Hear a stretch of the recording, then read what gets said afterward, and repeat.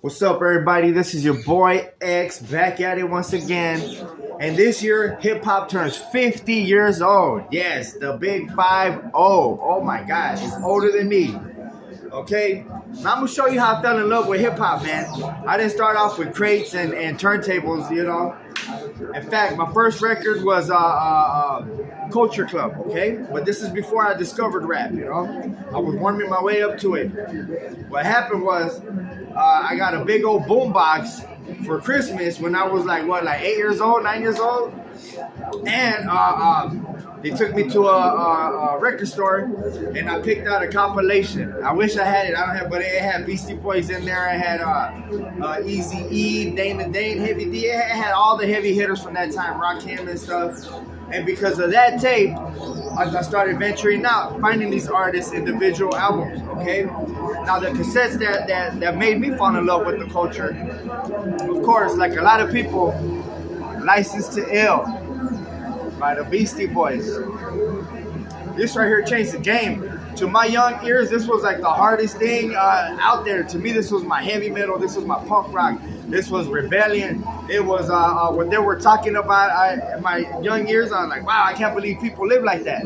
They talk about orgies and packing guns, drinking 40s and doing drugs and twin sisters in the bed. He shot them in the head. All that right here, man.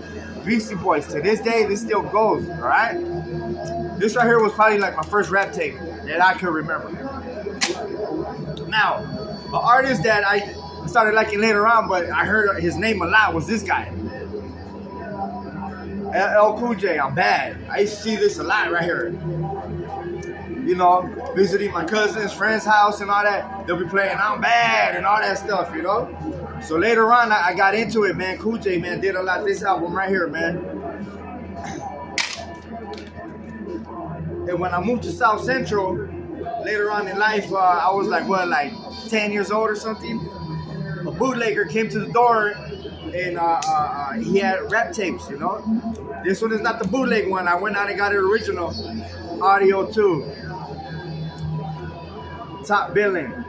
Oh, I used to play this tape front to back, man. All right, and when I lost my bootleg tape, I went to a record store, got the original. All right, this ain't no bootleg right here. Yes, sir. Gizmo and Milk D. This is MC Light's brother right here. This tape right here is so underrated, and you don't see this on vinyl. If somebody got this on vinyl, please hit me up on the DMs. Let's work something out, please. Now,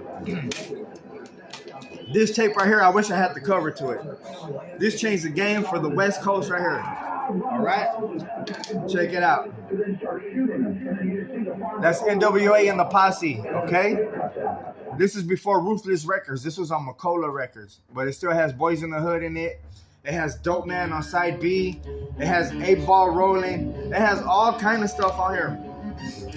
Now, when I got into NWA, my parents weren't too happy about it because they heard the cussing and all that. And one day when Straight Outta Compton came out, my dad was like, play the tape. And I'm like, nah, I don't want to play it till I get home. He was like, you better play the tape right now. He was in a van. I put it in. He got like a few bars in, and he threw the tape out of the window. And he said, from now on, I'm going to listen to your tapes before you listen to them. Make sure there's no vulgarity in it. So because of that, I started buying. I think the first tape I bought, no, for sure, for a fact, the first tape I bought after that was Run DMC's Tougher Than Leather.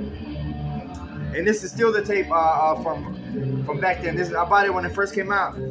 I wasn't a big Run DMC fan, but I was feeding for some rap, and I knew that they didn't cuss, you know, or not that much.